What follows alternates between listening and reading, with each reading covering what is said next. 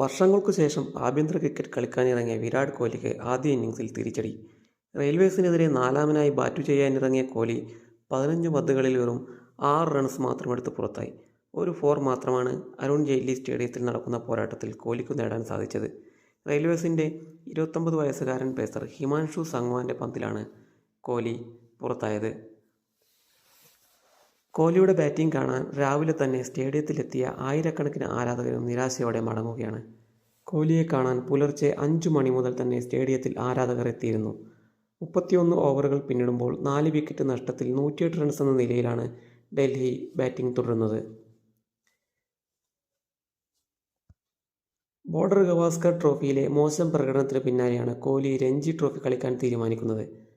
ആഭ്യന്തര ക്രിക്കറ്റ് കളിച്ച് ഫോം കണ്ടെത്താനാണോ താരത്തിൻ്റെ ശ്രമം?